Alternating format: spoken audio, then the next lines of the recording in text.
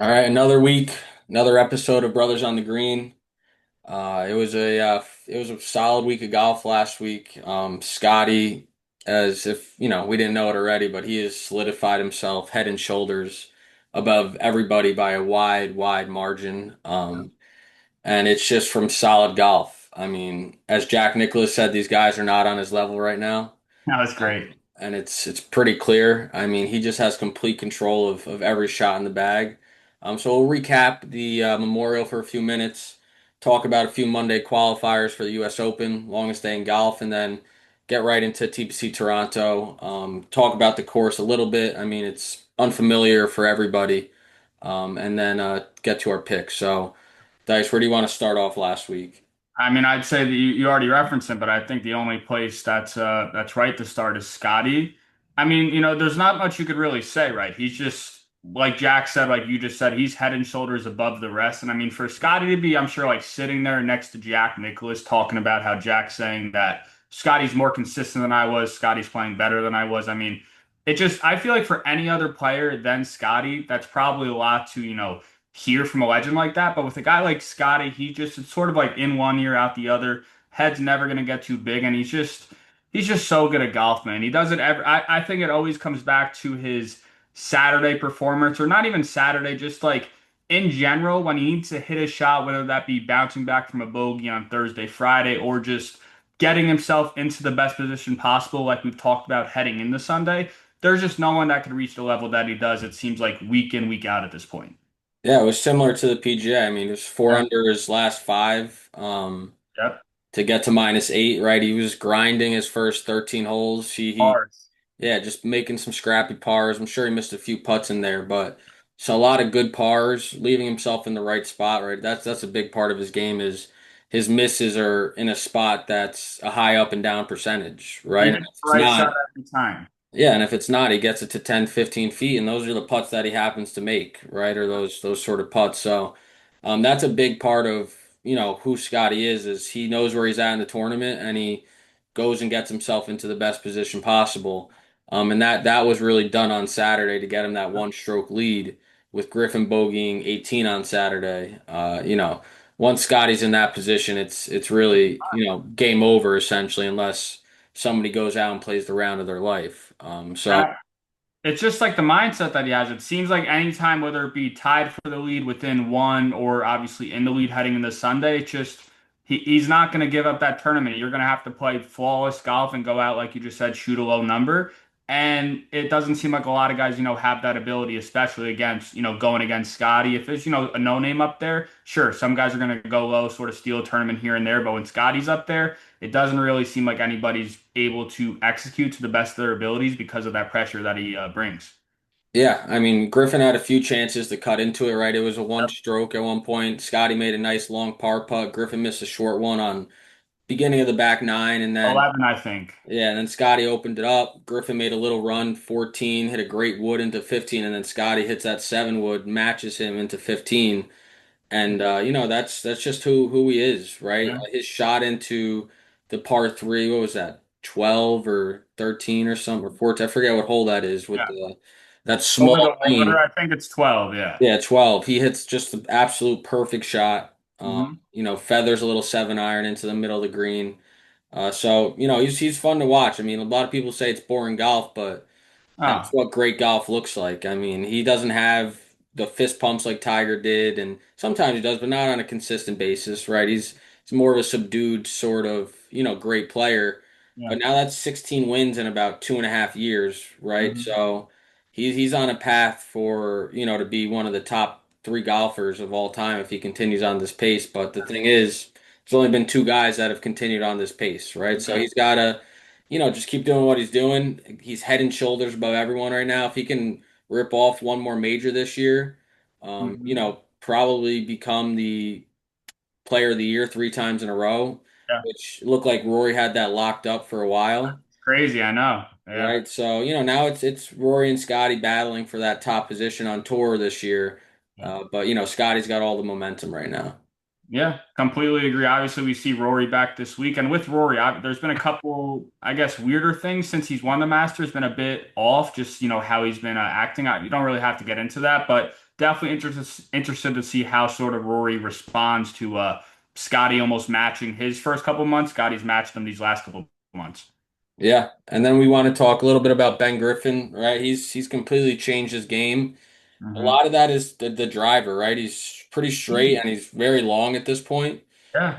He's got like 180 plus ball speed. So our Confident. Like the confidence is just like, you go out and win the Colonial. Most guys, you feel like, now they're in an elevated event. He got all the bigs name in it, everything like that. But he just rose that momentum right over, shoots a 7 under, and really just sort of stays in a similar position. It felt like from Thursday all the way through Saturday, when he ultimately finished up Saturday at 7 under as well. But it seems like he's pretty good throughout the bag. He's continuing to build his case for, Bethpage, but he is like he is a very good golfer at this point. You got to say, regardless of it, the glasses, everything like that, whatever you want to say, he's a elite golfer and definitely probably one of the top, you'd say 10 Americans for sure at this point. oh yeah, I mean if the Ryder Cup was tomorrow, he'd 100% be on the 100%. team. He's seventh on points. Yeah, so it's just if he can, play decently at the end of the year, he really might make a good case for Bethpage because again, he is long, he is good off the tee, which is Good putter. yeah, good putter. That's the key around Bethpage. Good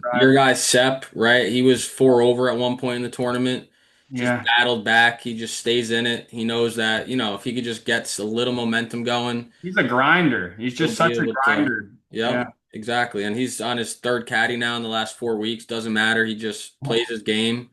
And he's fun to watch. He's going to keep being a name that we're looking at throughout the course of the year, especially if he's great, like going to be offered in that 40 to 50 to 1 range.100%. It's a name that it's hard not to look at and put on your board for the Yeah. week. I mean, I thought he was going to have a great shot heading into Sunday. He was 3 under. Scotty was at on a like we were saying on 13 or 14, still at just 4 under overall. Griffin at like 6 or so. So I mean, I thought he was going to be within 2 or 3 probably come Sunday with how Griffin was playing and how Scotty really wasn't doing much. But obviously once Scotty does what he does, it just changes the whole complexion of the tournament. But Straka itself, like you were just saying, he's such a grinder. Comes week in, week out, is I'd say a top 4, 5 player for sure on tour right now in terms of just like consistency coming into these tournaments. But like you just said, 40 to 50 to 1 range, if we can continue to get that for a guy that's playing this good, it's going to be a no-brainer for most weeks. Yeah, no, he's impressive. And then so it was a solid week, right? That course really does have a way of separating the player who is at the top of their game, Yeah. which, that thick rough, the green complexes, right? It's usually a little more firm than it was this week. Yeah. But it's a great event. Jack takes a lot of pride in that golf course. So, that's an event every year. It's fun to watch, and we'll probably see Scotty hold up that trophy a few more times by the end of his career. Yeah, for sure. I mean, obviously, missed out on Rory a little bit. Didn't give a call to Jack when he told him Yeah, he pulled out of the event. But obviously, we got Rory this week coming into Canada. But before we get into the Canadian Open, obviously, our boy Cam Young, pretty big. I don't want to know call it big, but just a big momentum putt for him. It seemed like yesterday. Finished off 3 under his last 4 in the qualifier in Columbus, able to get into the playoff first off, and then obviously, being in a 5-for-1 playoff, nothing's guaranteed there. So to be the one guy that gets a birdie, just get himself through right away. I think, regardless of not wanting to probably be in that position, of course, with just how poorly he's played to not be exempt automatically, it's still could be something that just simply mentally is a big thing for him to see a putt go in when it really matters that much. Hopefully, he's able to roll some momentum over from that and just maybe play a bit more freely because these next couple months are really, really big months for him in terms of just his future on tour and just obviously as a player that we see at the top of the game just hasn't been like that for a little while. yeah, and he's getting much closer, right? Last week at the Memorial, it was just a couple sloppy bogeys, right? That really derailed pretty much each of his rounds. A couple doubles at the wrong time. Yeah, Still finished T25, right? He's up to I think 56 in the FedEx Cup or something like that. So better. again, for him this year struggling, if he can just get himself in that top 50, Yeah. lock up his elevated events for next year, then you can go figure it out in the off season and make some sort of change, whether Yeah. that's to the swing, mentally, right? There's got to be some sort of change Just free that yourself up happens. some. Yeah, it's just I think the caddy's been a little bit of help, but obviously you don't know Yeah. how, just at least watching with You saw him reading the putt yesterday at the US Open. He gave him read the the putt. read. Yeah, he's giving him real putts. I think Cam's obviously able to probably work with him a little bit better, just being one of his boys that he played in school with. He had the same thing to start of his career, right? He had just one of his boys. I'm not sure if it was actually a player or not, but just I don't someone think that, it was a yeah, player on the not team, but a exactly, friend. not even a player, just a friend, someone that he could relax with. Because obviously, you look at Cam, he doesn't look too happy, relaxed out there. So maybe having someone that he's friends with, able to just talk to a little bit easier. Maybe that's freeing up the mind a little bit, and we have seen that a little bit. Obviously not great results, but improvement from what we saw earlier this year. Yeah, because even when he was playing well, I mean, the only reason he wasn't minute winning is because of his mental game, right? I Exactly. mean, the Yep. British Open, remember that Abu Dhabi event that Rory won? I mean, he was really tough on himself out there. So having somebody you could relax with, right? It's almost like you don't want to embarrass yourself in front of your boy and then act like a little baby out there. Yeah. So Exactly. I think that was a big back nine for Cam yesterday. Yeah. Thankfully, it only happened because Homa Oklahoma. choked. Oh, That three putt on his 36th hole was incredible. I mean, he didn't even that first putt was brutal, and then the second putt was even worse from 5 or 6 feet. He just completely yanked it. feel And bad. yeah, his speed control just hasn't been great the last couple of years. It seems like he No. takes such a big backstroke with the putter. You got a decel almost like Yeah, coming. he has to. Yeah. So thank you, Max Homa, for that. That was tough. Lee Westwood jinxed Poulter's son, which was very interesting. It's so Pretty much brutal. talking about how Ian's going to be caddying for him before the event was even over or the qualifier was There over. was 8 holes left, and there was 4 guys along with him tied at 9 under, and then there's like 3 guys below him at 8 under, and like with 8 holes left, he's tweeting that he's going to be in the U.S. Open. I mean, obviously doesn't really play a factor, but that's just brutal malark, man. And also, last one, shout out James Nicholas, 7 under in the local New Jersey qualifier. Around us here, guys grinded. You got to give him credit. He's keeps getting better. Hasn't had a great year out on the Corn Ferry. I think I saw one top 10. Yeah. He's missed a few cuts as of recent, but he's going to be playing in the U.S. Open. He's living his dreams, and it's very cool to see. So And his, yeah, I'm not sure the name, but his Scarsdale teammate, you probably know, yeah, also Josh Goldenberg. Monday qualified for the RBC. Yep. Yep. Yeah. So two kids that, I was playing a lot of junior golf with is it's pretty cool to see that, Yeah. they've taken their game to that level. I mean, they are 28 now, right? So it's taken some time, but they've gotten there and you never know what could happen. So Yeah. very, very cool to see. Sure you Um, think about that, just like, could be you, but it's, a different kind. yeah, I mean, if we have the backing, right? I guess that's a little different. Yeah, it's true. It's true.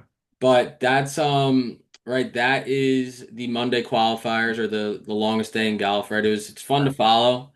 It was fun to see them have some Golf Channel coverage for it. Hmm. But let's get into the RBC. Got a First couple new year. guys. Yeah, a couple new guys this year too, though. The with at the RBC, they're making their debut. We got Luke Clanton, David Ford, Yep. and Gordon Sargent all obviously making their debut this week. Clanton obviously gets all the attention, and rightfully so. He's definitely at least maybe not, I mean definitely, because Ford's competing with him. It seems like how successful they were in college. Just obviously we've seen Clanton a bunch more on like tour events and Yeah. everything like that. But Sargent just seems like I He mean, I lost his saw game. he lost his game. He wasn't in Vanderbilt's lineup this year. He was just already got the exemption from points in his first couple of years. So I mean, hopefully he's able to find something. But obviously, Clanton and Ford, it should be a pretty two young stars that should make some sort of an impact on the tour for years to come. Yeah, Sargent has kind of went downhill since he was played in the Masters. I don't know if it was last year or 2 years ago. Him and Rory played a practice round together, and he was hitting it past Rory, and he was getting all this hype. And he really has not been the same since. He Obviously had a lot of mentally, hype. but Yeah, it's he got had a to be lot. mechanical and physically at this point because I mean he shot 80 yesterday in the first round of the U.S. Open qualifying.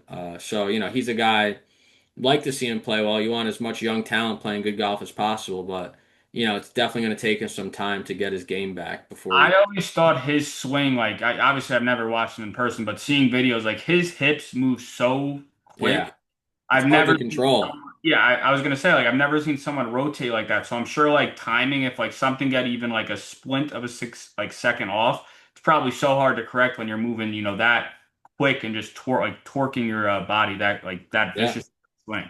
I mean it's yeah, 100%. So TPC Toronto, right? First time they're having a PGA Tour event here. Seems like they used to have a PGA Tour Americas event, or I don't know if it was PGA Canada back when they were playing here. But either Mhm. way, right? It seems like a solid golf course. Yeah, A lot of people think that they should eat it up, but I mean, it's supposed to be windy today and tomorrow, so the course should firm up, and it good. is decently long, right? There's six par fours over 480, four of them over 500. Yeah, That front nine is pretty long in general, and then 16 and 17 are both over 500. I think one was like 530. yeah, So I think definitely the driver is going to be a big part of the story this week, as it is most weeks. But if you could hit the ball long and straight at a course like this, you'll still have a lot of wedges in, seven par fours under 440, right? Number six should be drivable. And it seems like it should be a decent golf course, right? We never know what's going to happen first time out at a course. You don't have real data to back up your picks or anything like that.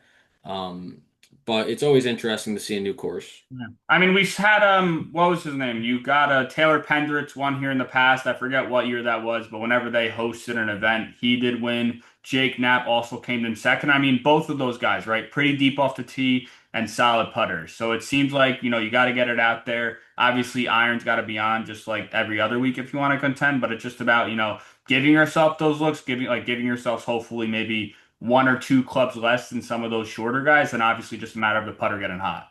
Yeah, and it is interesting. The only two par fives are 1 and 18, Yeah. which I do like. I like an opening hole par five and a Yeah. closing hole par five, right? A little risk reward to start and to finish. Yeah. I'm sure there's two other par fours in there that are normally par fives for the members. Yeah. But It played out of 72 when they played it with Pendrith and they like when did, yeah. Okay, that makes sense. Yeah, probably. I mean, maybe not 17 with 17 and 18, but 17 530, right? 13 526.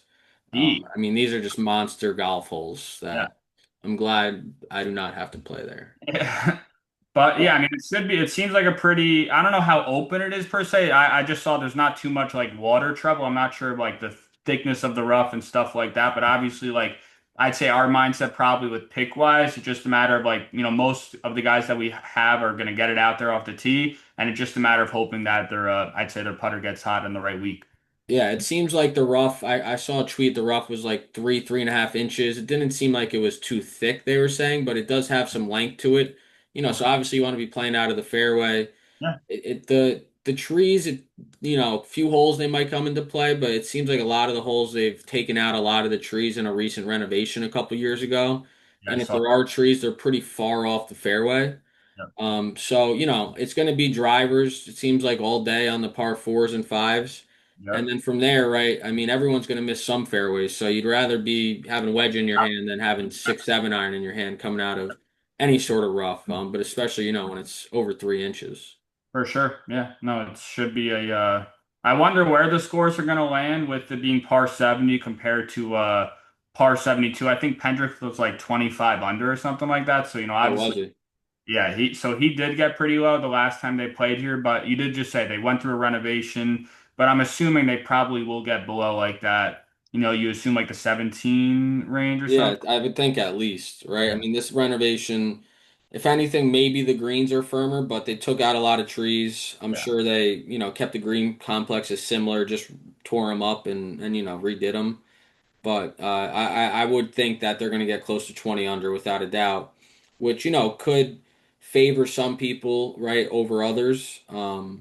So let's talk through the board a little bit, Yeah. and we'll get into it. So we got Rory plus 450, right? Ludwig plus 1400, Connors plus 2200, and then Lowry 22 to 1. So those are like really the four favorites, I would say, Yeah. coming into the week. Rory hasn't played in a couple weeks. He's got a new driver, as we all know from getting tested at the PGA. Yeah. He's won the Canadian Open in the past, right? Twice. Yeah. Twice, yeah, twice. So, obviously he's the clear-cut favorite.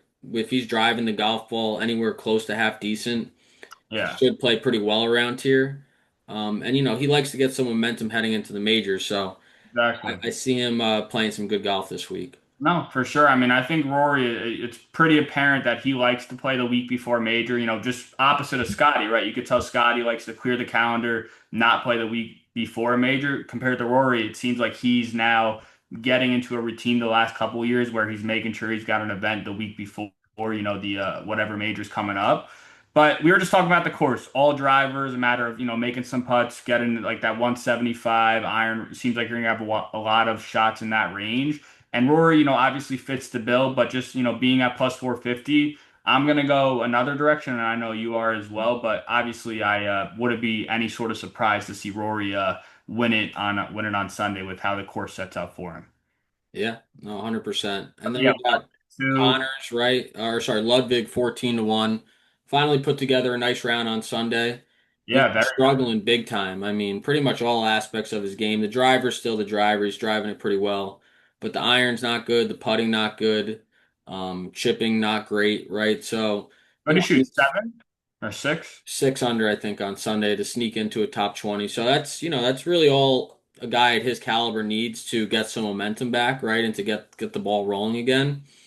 It's a good tune up for him. Oakmont should be a great fit for a guy like that when he is firing on all cylinders. So Ludwig 14-1, right? Connors 20-1. I know you were talking about him this week, right? Yeah, I mean, I obviously home event. I'm not really taking that into account, but I just think, with the field, Corey's played pretty solid golf all year. I'd rather get him at a little bit of a higher number than 20 or 22 to 1, which he's at for this week. But I just think for the how the course seems like it's going to play, then obviously the caliber of player Corey is, I think I'll probably, get be on him this week. I just, I do wish the number was a little bit higher at least. Yeah, and there's a few Canadians, right, playing good golf. You got Pendrith there, uh, Taylor played well last week. 26-1. Yeah, Taylor played great. Or which Taylor? Pendrith or Nick Taylor? Nick Taylor played well last Yeah. week at the Memorial. He's 45 to 1 this week, and Yeah, and obviously his stats have been pretty good recently. I'm just looking now. I mean, he's got the truest. He was T17.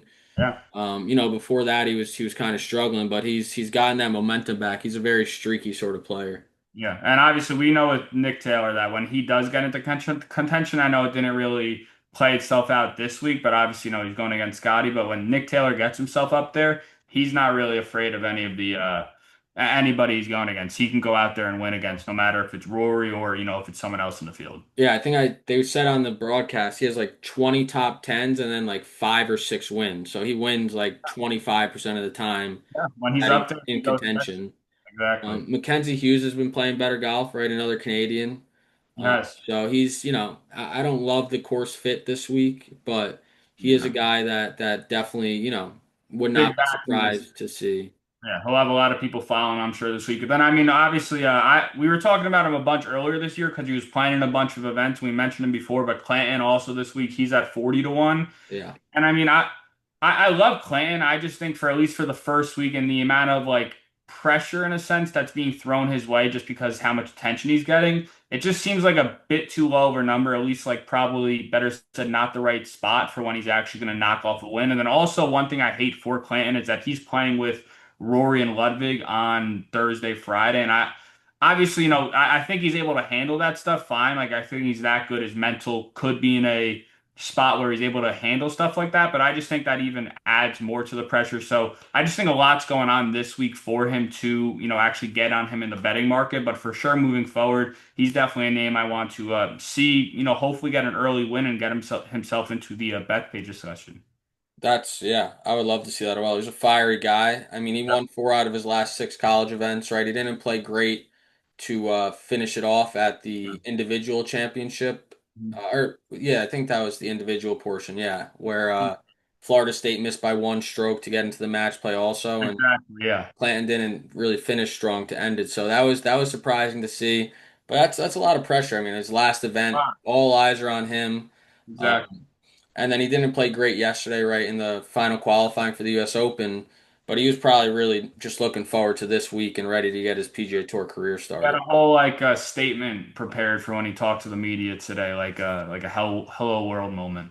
Yeah, fair enough. I mean, it's a pretty cool spot for him to be in, and he deserves it, right? He has 12 starts, I think, on tour, and six of them were top 20s, if I saw that correctly, No, which is he's been sick. elite when he gets on, like when he's gotten all his starts. Like that's how he got all the points so quickly. It wasn't Yeah. even coming from like college events, it seems at first. It seems like all these were coming from the sponsors exemptions he was getting and just getting those, making the cut. I think you got 1 point, and then obviously top 20, top 10. Yeah, He all had more. five, I think, last year at the might have been the window. I forget the name, or it was the one where Sepp won a couple years ago. I think Davis Thompson won last year. The where Spieth won when he was young,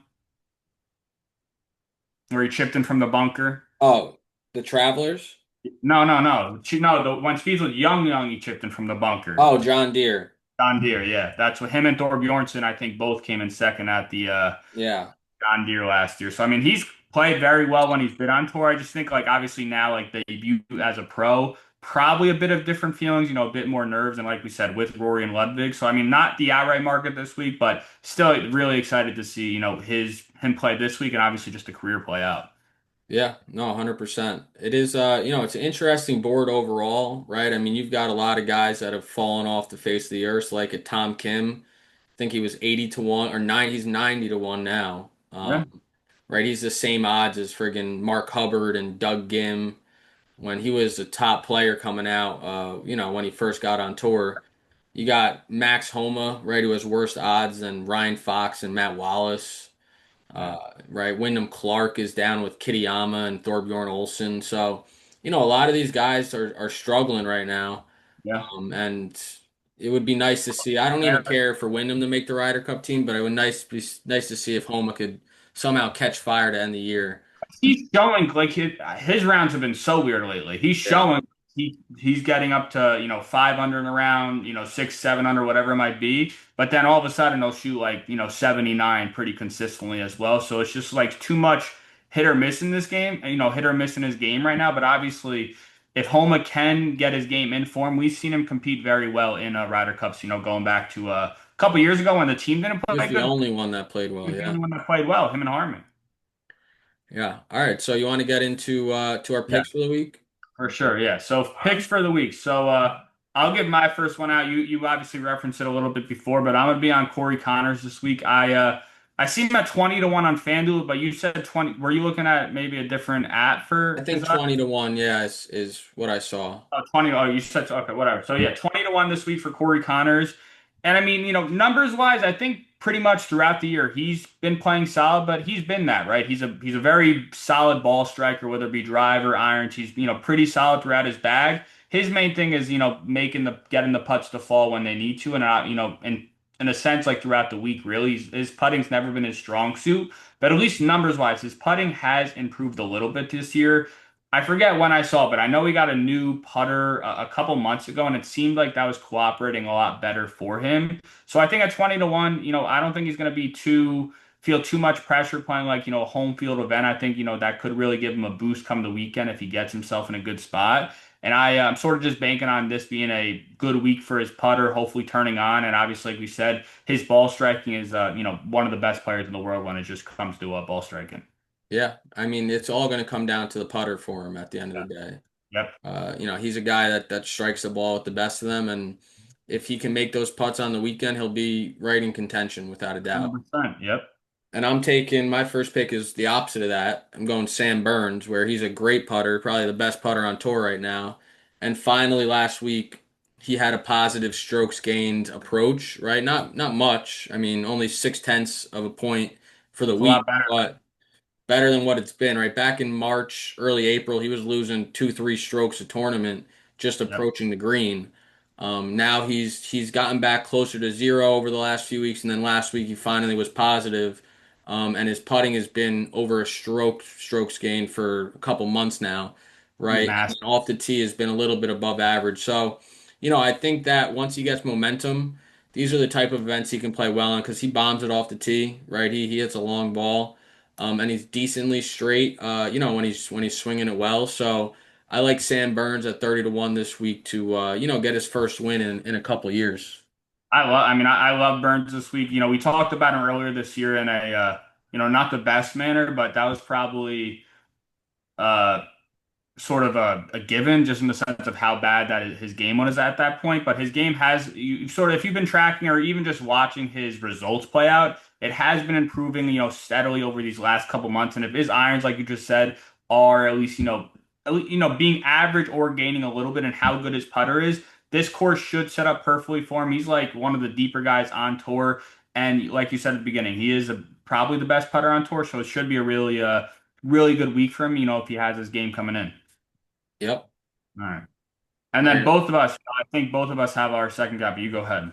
Yeah, so I just made a quick change. I was gonna take Justin Rose, but I just can't find the stats to back it up right now. It's not a big enough event, and when they're going 20 under, I Ah, don't think that's where he likes to be at. So I'm gonna go with my second pick. I'm gonna go Nick Taylor. Nick Taylor, well, he won here in 2023, or he won the Canadian Open in 2023. And he's a streaky type of player, right? And he's on a good streak right now. So he finished fourth last week, was positive throughout the bag, all four major categories: putting, around the green, approach, off the tee. Truist, right? T17. They played decent, him and Adam in the Zurich Classic, right? T12. So he's yeah. starting to play better golf. And he does have a win early this year, right? Sony Open. And like we spoke about, right, if he can just get himself into contention come the weekend, I think he'll give himself a real chance come late on Sunday. So I'll take Nick Taylor 45 to 1, I believe. Yeah, Yep, 45. 45 to 1. Yeah, I mean, I think Nick's obviously we just talked about it a little bit. He's a winner, when he gets himself in a good spot, especially at like these types of events. I think he's definitely a threat to go out and take it, and he has been playing better golf. So I mean, I like that play with sort of his form coming in, and how we know that he can go out and get it when he's in that spot. Yeah, right. I mean, it's the same odds as Keith and Mackenzie Hughes, which I just think he has a better chance than those guys, right? And a Harry Hall, where Maybe Mackenzie has a better chance to just like have like a top 30, just maybe with consistency side of things, but to yeah, actually win, there's no doubt Nick's got a better shot. no, 100%. All right, so I like that, and then so for my second guy, I know you're on him as well. We're going back to our boy Cam Young, and it's at a lot lower odds than what he's been. He's at 60 to. Finally. I was literally watching it live, like when they showed him hit a dart to make the playoff yesterday for the U.S. Open qualifier. He went from 75 to 1 to 60 to 1 immediately, like immediately, just because he's getting a bit more attention, playing in one of those standalone days in a sense. But so Cam, we talk about him pretty much every week. His game has been steadily improving these. I'd say this last month or so at this point, we've started to see like the irons like improve, a little bit here, a little bit there, just a bit more flashes in his game. And then going back to last week at the Memorial, made the cut on the number, not like what you want to see, ended up +5. So the first 2 days weren't great, but he did finish off at +4. What did you say, T28 or something? T25. So T25. So I mean, the results are getting better, and just like his putting really has been much better this year. If you're, comparing the numbers from this year to years past, and I know, a certain amount has to do with how poor his irons have been and how that just had to pick up some slack with like having longer putts to make everything like that. But I do think, like we've talked about the course, he's one of the longest hitters on the tour. He's going to get it out there this week. He was, I think, first or second shots gained off the tee going back to last week at the Memorial. So that's in a great spot. Irons are improving, putters in a decent spot. So I think it's just a matter of time before he, really establishes himself as back in a sense in terms of just like who he really is as a player compared to what we've been seeing. But I'm going to take a stab at him. And like we said, I know you are as well at 60 to 1 this week. Yeah, I mean, looking at his stats here, he's gained putting 10 out of his last 12 events, so it's a real sample size at this point. Right around the green has been a little more consistent the last 4 weeks. Approached the green, he gained slightly last week, right? And of just a few really bad misses where Yeah, that killed his approach the green play, right? In the water, big misses to the left with a couple wedges earlier in the week.